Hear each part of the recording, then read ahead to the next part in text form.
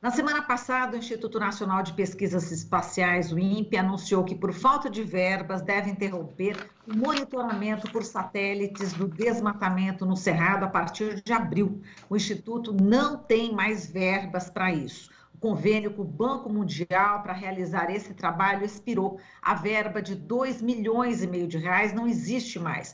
Esse monitoramento é feito desde os anos 2000. A equipe responsável pelo PRODES, que dá as taxas anuais, e pelo DETER, que faz o monitoramento em tempo real, já foi desmobilizada. Mas o consórcio MAP Biomas tem um sistema de alerta para evitar o impacto de apagão de dados do INPE. O MAP Biomas é formado por 2 dezenas de ONGs, universidades e empresas de tecnologia. Para falar sobre esse assunto, a gente convidou o Tasso Azevedo, que é coordenador geral do MAP Biomas. Olá, Tasso, bom dia, seja bem-vindo. Bom dia, Marilu, bom dia aos ouvintes. Bom, Tasso, é preocupante o fato dos sistemas do INPE estarem ameaçados de descontinuidade por falta de recursos, e essa iniciativa do MAP Biomas mostra que a sociedade civil está preparada para enfrentar esse desgoverno na área ambiental? Olha, é bem importante, o monitoramento que o INPE faz é um produto de excelência, né? O INPE, vale lembrar que o INPE, ainda nos anos 70, foi a primeira organização no mundo inteiro a fazer monitoramento de florestas usando satélites, que é uma coisa pouco conhecida. Depois, no final dos anos 80, começou a fazer um processo que é o PRODES, né, para a Amazônia, um processo contínuo de monitoramento, todos os anos, fazendo dados de monitoramento. Depois, mais à frente, em 2003, 2004, foi desenvolvido o DETER, que foi o primeiro sistema no mundo a dar informações em tempo real, e vem sendo sempre pioneiro. Então, o INPE é uma organização absolutamente pioneira, uma organização de Estado que desenvolve esses dados. E na mesma esteira, né, do trabalho feito com a Amazônia, o INPE começou a fazer o monitoramento também no Cerrado, ali por volta de 2015, 2016, e então vem criando uma história também no Cerrado, um trabalho muito forte, que conta ainda com validação de outras organizações que participam, como a Universidade Federal de Goiás e outros, Universidade Federal de Minas Gerais também. Então é um trabalho super importante do INPE e saliento bem, assim, de excelência. O INPE é um modelo para o mundo em monitoramento de florestas tropicais. E é um modelo que é relativamente barato. Se você pensar 2,5 milhões de reais, sei lá, isso é o que se gasta em uma dessas viagens, qualquer uma viagem presidencial. Ou, para até usar um outro exemplo, uma multa, né, por desmatamento de 1 hectare, em média, o valor é R$ 1.500. Né? Então, com 1.700 hectares de desmatamento ilegal, a multa seria suficiente para bancar o sistema de monitoramento. Né? Para você ter uma ideia, no ano passado foram desmatados 800 mil hectares no Cerrado. Então, assim, é absolutamente fundamental. O Cerrado é o berço das águas, né, como a gente diz. 8 das 12 grandes bacias brasileiras, elas nascem no Cerrado, tem nascentes no Cerrado. Então, e uma biodiversidade única também.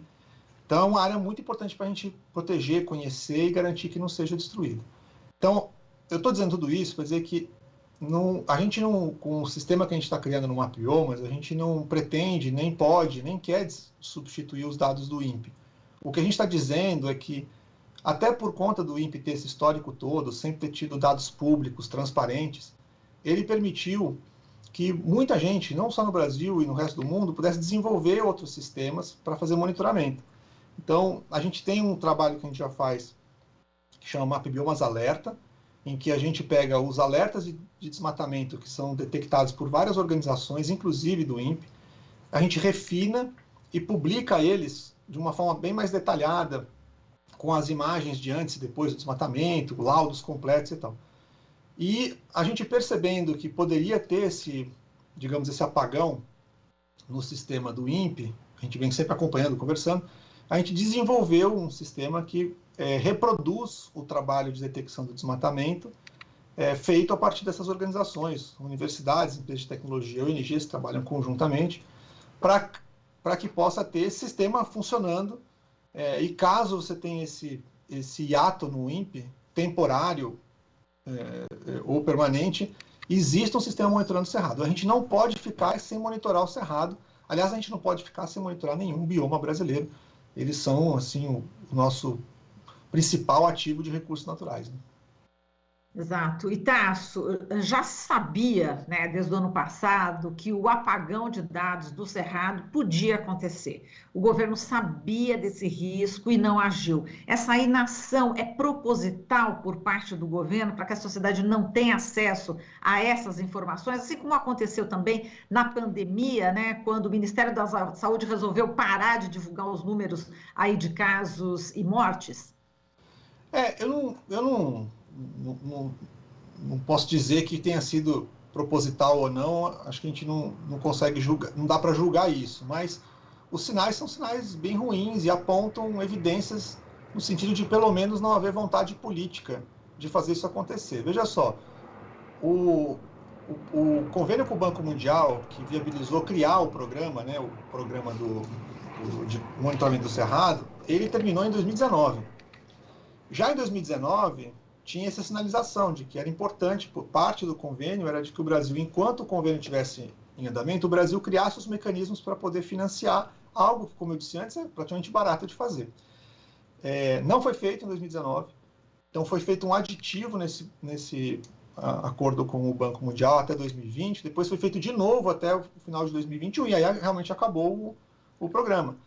E não é por falta de recursos, sabe? Porque a gente tem, inclusive, organizações se propondo a colocar recursos, mas, enfim, algum embrólio burocrático, algum tipo de restrição tem que não permite com que ele seja implementado. Mas, agora, mais grave que isso, Mário, é que a gente tem parado mais de 1 bilhão lá no Fundo Amazônia.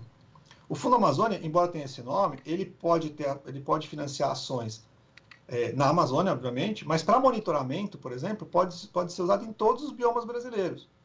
Então, esse recurso facilmente poderia ser aplicado, mas não pode ser aplicado porque o governo mudou as regras do fundo, a revelia dos financiadores, do acordo que tem com os financiadores, e isso fez com que o fundo parasse de funcionar. Então, a gente tem hoje um fundo com mais de 1 bilhão parado, e uma organização tão importante, com um trabalho tão importante quanto o INPE, sem um recurso para fazer o monitoramento do Cerrado. Então, no mínimo, é uma má gestão, né? Uma gestão ineficiente, uma gestão que não está conseguindo cumprir os mínimos, né, cuidados, né, orçamentários e de gestão do dia a dia, né? Seja porque não tem o recurso, ou não alocou o recurso, seja porque tem o recurso e não consegue executar e permitir a execução, o resultado é que a política pública pode deixar de acontecer.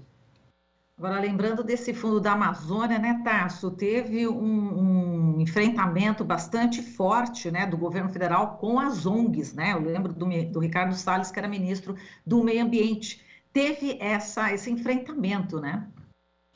Aí aquela questão, né? Alvo errado, né? Porque eu tive diretamente envolvido na criação do Fundo Amazônia.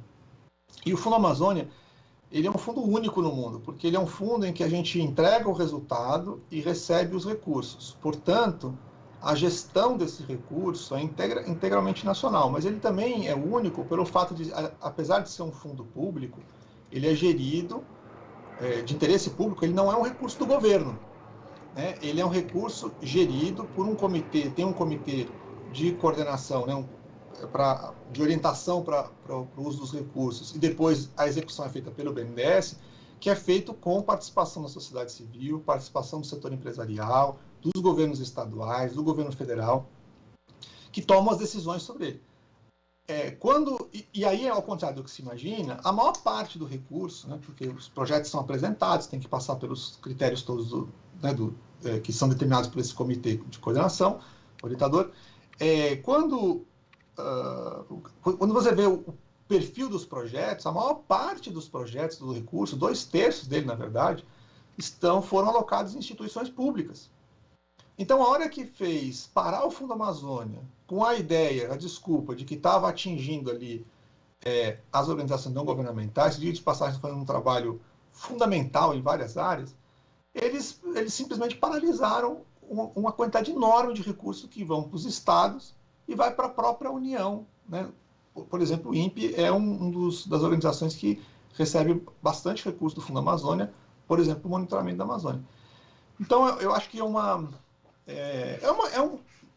tem uma questão ideológica, né, de tentar acertar numa coisa e, quer dizer, não está preocupado com a política pública, não está preocupado com atingir um ou outro, prejudicar um ou outro, não.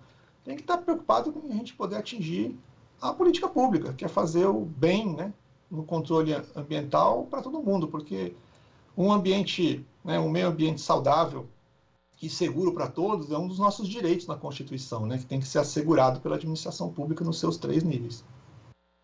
Exato. Agora, esses dados, né, sobre o desmatamento do Cerrado, né, são importantes, né, aqui para o Brasil. Eu queria que você falasse a importância do Cerrado para aqui, para nossa, enfim, para todos os brasileiros e brasileiras, mas também para o mundo. Então, enfim, deve afetar a credibilidade do Brasil, né, o fato da gente não ter esse sistema atuando, né? Assim, o Cerrado, todos os biomas brasileiros têm, por razões diferentes, têm muita importância, né?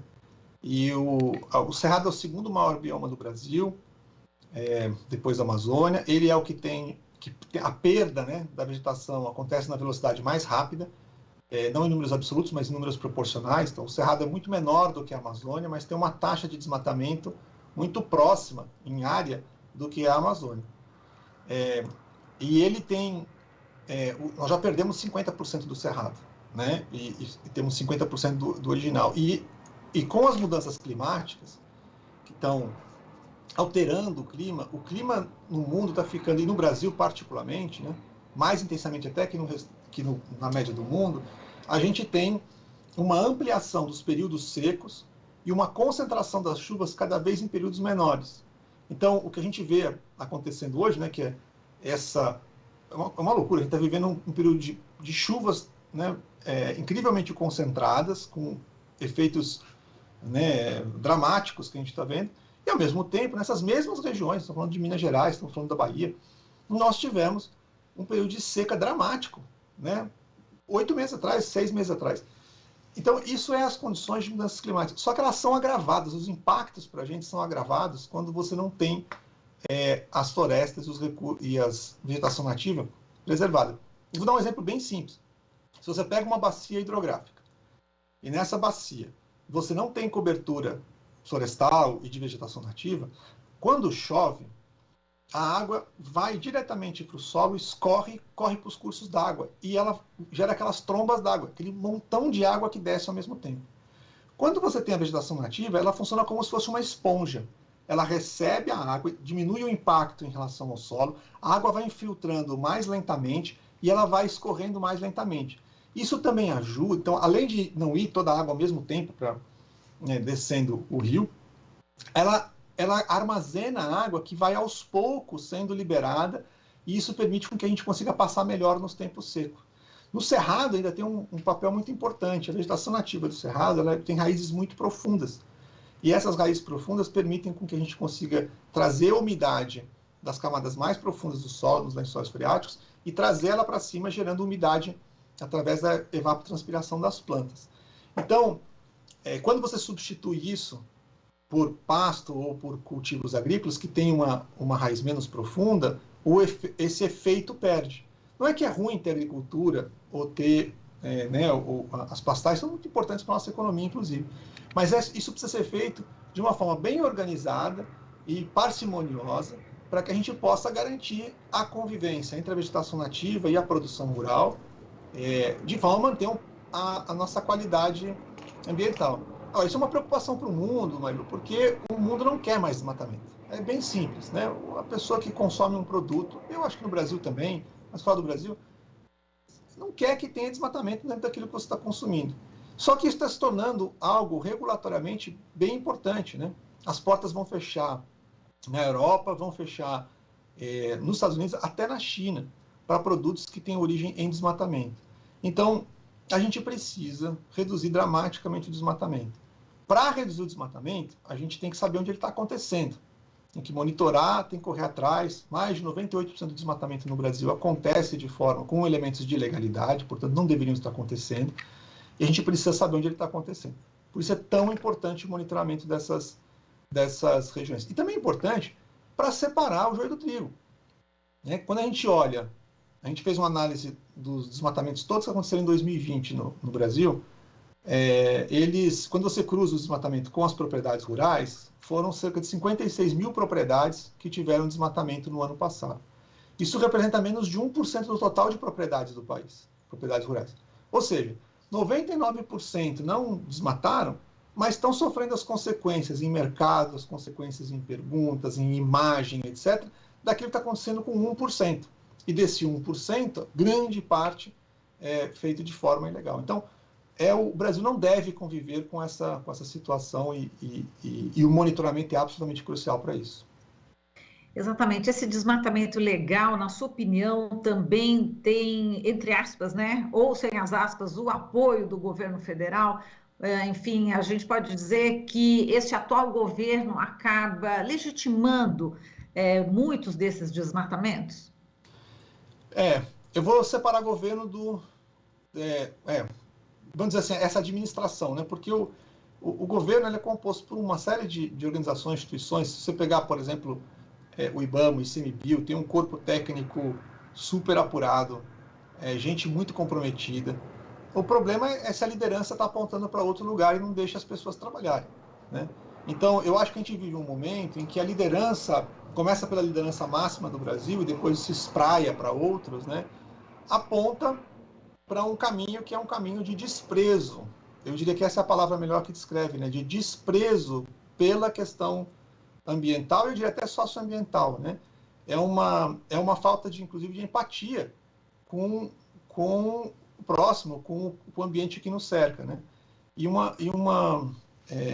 É uma visão, eu diria que é o extremo, né, do liberal. O liberalismo não tem nenhum problema de origem, mas quando você usa ele ao extremo, o que acontece? Você acha que a soma dos interesses individuais equivale ao interesse coletivo. E manejo de recursos naturais não é verdade. Né? Os interesses, se todo mundo, né, achar que pode desmatar o seu pouquinho, porque eu tenho, porque eu posso, e porque é o que é melhor para mim do ponto de vista econômico agora, a soma de tudo isso é a destruição do ambiente que viabiliza, por exemplo, a chuva para todos nós. Então, não funciona. E o papel de governo não é garantir essa percepção. É garantir que o interesse comum ele esteja alinhado, regulado, né, entre todos. Então, é para isso que você tem, por exemplo, né, na lei do parcelamento urbano, né, do uso das áreas urbanas, você diz, olha, o máximo que você pode construir num terreno, aqui em São Paulo, por exemplo, é 80%, você tem que deixar 20% de área permeável. Porque senão a água não tem para onde ir, gera enchente. Então, isso, eu não estou tirando o direito de ninguém, eu estou criando uma regra que se aplica a todos para que a gente possa ter um benefício também para todos, né, que só funciona coletivamente. Então é muito importante o papel das administrações públicas, no nível municipal, estadual e federal, nesse sentido. Então, por exemplo, é do interesse público no Brasil a preservação das áreas indígenas, unidades de conservação. Essas são as áreas que mais preservam a Amazônia. E diga-se de passagem, os índios não são donos de terra nenhuma, certo? As terras indígenas pertencem ao Brasil. Eles são os que protegem essa área. Né? Então, quando você diz que não vai cumprir a Constituição, porque não vai mais reconhecer as terras indígenas, além de estar fazendo uma afronta à Constituição, você está fazendo uma afronta aos brasileiros, porque está tornando essas áreas desprotegidas, incentiva, né, que você tenha garimpo e outras atividades ilegais que impactam diretamente essas populações e, por tabela, impactam a proteção dessas áreas que são tão importantes para todos nós. Então, eu estou só encadeando isso para dizer que o problema não é que o governo em si, mas é que quem lidera, né, é que aponta a direção. E aí nós estamos... É um trem desgovernado, né? E desgovernado indo para o abismo, nesse caso. Então, realmente é bem ruim. Agora, Tássio, nesse último minutinho aqui, final, a gente vai aproveitar o seu conhecimento. Eu te peço até para você fazer um comentário do que você está observando em relação a Minas Gerais, né? Essas enchentes, essas tragédias todas, né, que estão acontecendo. Você já citou Bahia, Minas. enfim, você falou a importância, né, das florestas. Lá em Minas a gente tem muitas mineradoras. Como é que você vê o que está acontecendo, essa tragédia em Minas Gerais? De novo, né, a atividade de mineração em si, ela não é intrinsecamente um problema. Mas ela ser feita sem os devidos cuidados, ela se torna um problema e pode se tornar um problema. Mesma coisa acontece quando a gente fala de exploração florestal ou qualquer outra atividade econômica, né? Ela tem que ser feita de uma maneira que ela balanceie, né, os benefícios que você pode ter daquela atividade econômica, minimizando os impactos que ela causa, de forma que o balanço dos benefícios e dos impactos seja sempre positivo no sentido da sociedade como um todo e não para o interesse individual específico de uma outra empresa. E o que a gente tem visto, e talvez seja esse o problema central, é que no processo de regulação, né, e fiscalização dessa atividade existem várias falhas. Né? Então, a gente viu recentemente casos de licenciamento de projetos que são muito grandes, novos inclusive, em regiões bem sensíveis, e que são regiões que já têm déficit hídrico, né? Ou seja, tem déficit de água e é um modelo de mineração que está sendo proposto que consumirá muita água. Então, é um negócio que a gente não é a mesma coisa que produzir termoelétrica ou produzir, né, fazer carvão mineral para colocar numa termoelétrica que gera gás de efeito de estufa e consome muita água. Então, é algo que não é desejável e necessário no país. Então, eu acho que esse balanceamento que é muito importante. E às vezes isso acontece, aliás, muitas vezes acontece, porque essa sanha, né, de querer ter a atividade econômica no seu estado. Né? Lembra até uma época no Brasil em que se dizia, né, assim, olha, se tiver impacto ambiental em outro país, pode vir para o Brasil que a gente quer aqui para ter atividade econômica, né, que é uma loucura. Então, porque o nosso maior ativo são os nossos recursos naturais, né? O Brasil é o país que tem o maior potencial de geração de energias renováveis, que tem a maior biodiversidade do planeta, a maior quantidade de água disponível por habitante. Então, esse é o nosso tesouro, né? A gestão desse tesouro é o nosso passaporte para uma liderança global de influência e também de exemplo, né, para as demais economias. Atualmente, a gente está o contra-exemplo. A gente precisa voltar a ser o exemplo que a gente já foi no passado. Muito bem, Tarso, eu agradeço aqui a sua participação. Um forte abraço para você e até uma próxima oportunidade. Até a próxima, Marilu. Obrigado a você e aos ouvintes também. Obrigada. Falamos aqui com o Tarso Azevedo, ele que é coordenador geral do MAP Biomas. Você está ouvindo Jornal Brasil Atual. As notícias que os outros não dão.